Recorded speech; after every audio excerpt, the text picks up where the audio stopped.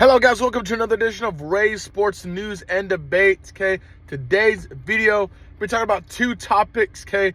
Number one, being the main caption on this video, Cee Dee Lamb officially got his contract, 4 years, $136 million, $100 million guaranteed, average of about $34 million per year.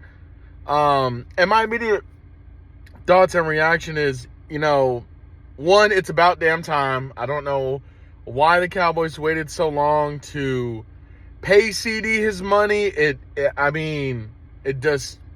Jerry does this every time. He did it with Zeke. He did it with Dak, okay? And he was 0 for 2, when he overpaid for Zeke, okay? And then he was 0 for 2 when he paid for Prescott the first time. And now he's probably going to have to overpay Prescott a second time because he's stubborn. But I'm glad, Cee Dee has been a great wide receiver one for us ever since we drafted him out of Oklahoma. I think he's an absolute stud. Contract much earned. He had over 1,700 yards last season. And I just think, it solidifies, a part of our offense for the foreseeable future, for the next 4 years. I'm hoping we can get the Prescott deal worked out. I'm willing to cave. I'm willing to give Prescott 55. I wouldn't pay more than that. If another team wants to take a chance with Prescott next year and pay him $64 million or whatever, by all means, take your chances. But I'm not paying. I'd give him 50, 56, 55. I'm not giving him 60. I see the potential in Dak. I just need him to, live up to the money. Because he's hardly, he's had 3 12-win seasons, but in a row. But anyways, going back to Cee Dee, super happy for Cee Dee. Like I said, I think it was a matter of time. Him and Prescott, they were saying like who's gonna get it first. I thought Cee Dee makes the more sense, in terms of Dak's showing up to camp, so there's a shot. Cee Dee's not without the contract, so, but yeah, super happy for Cee Dee. Hope he continues to, prove that he's one of the best wide receivers in the game. I got him in my top 5, honestly, and I think he can ascend essentially to the top 3 after this season. But yeah, Cee Dee got, pen went to paper today, so he's a Cowboy for the next 4 years. Second part of this video, and I'm doing this, I'm going to do one, try and do it every single day, but, I'm going to do, my top 10, fantasy, running backs, and then, I'll do quarterbacks, tight ends, wide receivers, kind of my personal advice of where I would select these guys going forward. And this top 10, it's not going to be in any particular order. It's just who I think the 10 best running backs, in terms of fantasy are going to be. Number 1, probably the most obvious, Christian McCaffrey. Pretty self-explanatory. If he's not the first pick in your fantasy draft, I don't know what you're doing. I think you're an absolute idiot if you don't go CMC at 1. Yes, he's had injury problems in the past, but ever since he's been with the 49ers, he's been relatively healthy. Okay, and if it's true that the 49ers are going to get out of Ayuk, I think McCaffrey's going to get even more use than he did last year. But yeah, CMC, he's one of the top 10. Number 2, I think he's going to have a bounce back year from last year, and that's Bijan Robinson. A new offensive coordinator that hopefully knows how to use running backs and really the whole team. But Bijan is still young. He's the second or third best back overall in terms of dual threat in the league. I do think with Kirk Cousins, Kirk Cousins is known for 2 things, tight ends and running backs. Okay, so I think Bijan will get a lot of looks this year to take the pressure off of Cousins. I think it'll be more screens, more check downs. But I think Bijan's going to come back this year with a vengeance. I see the Falcons winning that division, and I see Bijan having at least 13 to 14 combined rushing and receiving touchdowns. Going to number 3, I'm going to go Breece Hall, running back for the New York Jets. Offense is still a little question mark to me, honestly. But in terms of dual threat, I do like Breece. Rodgers has been known when he was in Green Bay, getting Aaron Jones, getting, Dillon and his running backs involved. Okay, and I think with the potential that, Rodgers can make with Breece is unprecedented. So definitely think Breece is going to have a great year. It's his second year. He's still kind of coming back from the injury, but I think he'll be 100% now, and you'll see the full extent of Breece Hall. Coming in at number 4, I think it benefits him to be on this team personally because it takes a little bit of the load off of him. I'm going to go Derrick Henry. Now, yes, Henry's 31. Hey, I'll be the first to admit, running backs have a shelf life. Okay? But I think with how Derrick Henry runs the football, he could essentially run until he's 36, 37. He's a power back, he's contact. He still has legs, and he can still jet a little bit. But I think him going to Baltimore, to where Lamar's going to get his carries. I think it takes a little bit of the load off of Derrick Henry, but I do think Derrick Henry will be your touchdown back for sure. I like Baltimore's line. Henry's kind of tough because I've seen him go early, potentially, late second, early third. Obviously, CMC, I think Breece Hall and Bijan are going to be your top 3 picks in almost any draft, unless somebody goes out and gets Justin Jefferson or somebody.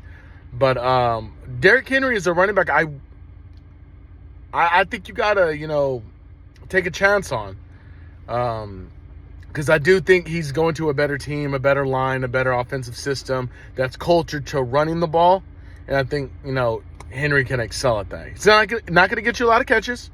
Okay, but he's going to get his touches. He can still jet. He still has power. Okay, you can't doubt King Henry. Number 5, one of my sleeper running backs, I'm going to go Josh Jacobs from the Packers. Okay, now Josh Jacobs was up there in terms of over the past 2 or 3 years having the most yards in the league. And again, he's going to a better culture. He's going to a better line. He's going to a better system. And I do think Jordan Love's going to have a continued success to what he had last year. I think the Packers got better offensively and defensively. And Josh Jacobs, he was a stud in Oakland. He was the one bright spot outside of Devontae Adams. But finally got out of, the Raiders, and glad he's on a potentially, not elite team, but a playoff team nonetheless. Coming in at number 6, I'm going to go Williams from the Rams. I really like him. I do think the Rams tremendously improved, and I do think they're going to give the 49ers a fight for that division this year. Now, I'm not sure how much of a fight, okay? But, with Cooper Kupp still there, with Nakua still there, Stafford there, I do feel like the line could be better, okay? But NFL, you got to make do with what you got. But I do think they're going to try and take the pressure off of Stafford a little bit, get the running game a little bit more involved. So that's why I'm going to go Williams right here. Next one on the list, I'm going Joe Mixon from the Texans. Now, he's going to a system to where him and Pierce are probably going to split reps. Now, I'm not sure how they're going to do it. If Mixon plays 65% of the plays, Pierce plays the other 35%, or the third string running back, however they want to distribute that. I still think Joe Mixon has a little bit left in the tank, so I would definitely kind of pick up this guy. I feel like Joe Mixon's probably going to be around fifth, maybe 6th round if you're still looking for a running back. I think he's a guy you could potentially take a chance on, and who knows, maybe you get lucky, but coming out, I believe that's 6, so we'll go 7 here. I'm gonna go Saquon. The one thing that troubles me about Saquon is he's on a team with a lot of offensive threats. You got AJ Brown, you got Devontae Smith, you got Dallas Goedert, you got Jalen Hurts. Okay, they just traded for Dotson, and I know you have 3 good wide receivers, a great tight end, and a quarterback. There's only one ball. Okay, and you know AJ's gonna cry if he doesn't get his looks. Okay, he did that in Tennessee. He's done that in Philadelphia. You know, and then it's like, you know, Devontae's got to get his looks because you paid these guys. You got to get the most out of the money you're paying them. But Saquon's been one of the best dual threat running backs in fantasy over the last, probably since he's entered the league. Kellen Moore's kind of been known for, you know, screenplay, getting the running back involved a little bit more. You know, but yeah, I think you can't go wrong with Saquon right there at number 7. Number 8, I'm gonna go White from the Tampa Bay Buccaneers.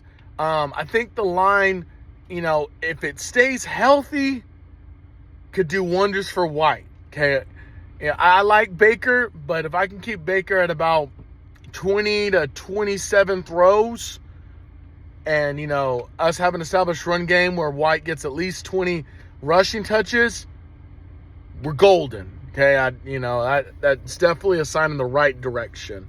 White's one of those guys where, you know, he was kind of behind a mid offensive line last year, you know, and I'm hoping they, like I said, they progress to where White can, you know, continuously get better. At number 9, a sleeper because of the team that he's kind of on. I'm going to go Aaron Jones out of Minnesota. Aaron Jones did great numbers when he was in Green Bay. Okay, he's going to be the sole guy in Minnesota. You know, probably getting about 85% of the touches, which is a little bit better than his share in Green Bay. But I like Aaron Jones. I really do. Definitely a great pass catching back. Okay. And who knows, he could be a touchdown machine. Minnesota doesn't have a lot of things going for them right now, but they do have a really good, you know, wide receiver duo. And they do have Aaron Jones. Coming in that last spot, it's kind of tough because, like I said, there's really, like, I would say 15, 16 good running backs in the league, you know, in terms of fantasy, and some you have to kind of have to take a chance on.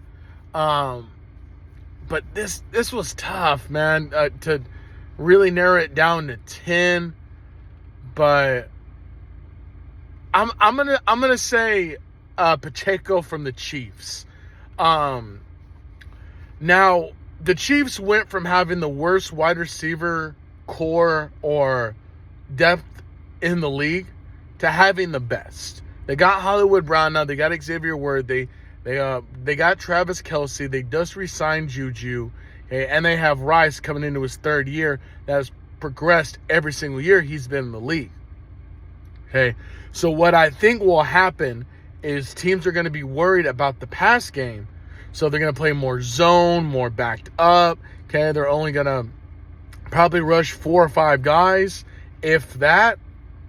Okay, and, you know, that's where I think Pacheco could essentially excel, is if you get a big enough push from the line, you know, he's going to have open field. He's going to get more 6-7 yard runs, you know, potentially touchdowns. But I like Pacheco. If I'm saying his name right, I might be saying his name wrong. But, you know, we know who I'm talking about, the running back from the Chiefs. But yeah, guys, that's going to be it for today's video. Don't forget to hit the like, comment, and subscribe button to the channel today.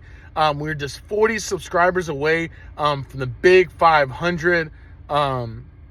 As always, guys, thank you for the continued love, support, the likes, the comments. You know, it helps the YouTube algorithm. You know, it definitely helps the channel grow a little bit. You know, send the videos, you know, to your relatives. Get them subscribed to the channel today for more day-to-day content. Like I said, I will be doing my top 10 wide receivers in terms of fantasy, tight ends, quarterbacks, defenses, Kickers, it's honestly, I don't think it matters. Obviously, I'll do the kicker one right now. I'd get Justin Tucker if you can, or Auburn from the Cowboys. Those are the two kickers you want to get. But outside of that, each video is going to have their separate, like I said, where I think they're going to land, potential, sleepers, guys that I think who might have a regression this year in terms of fantasy numbers based on the quarterbacks. But yeah, that's going to be it, guys. Like I said, hit the like, comment, and subscribe button. And as always, you guys have a great one. And like I said, thank you guys seriously for all the love, that you've shown to the channel. It's slowly growing little by little.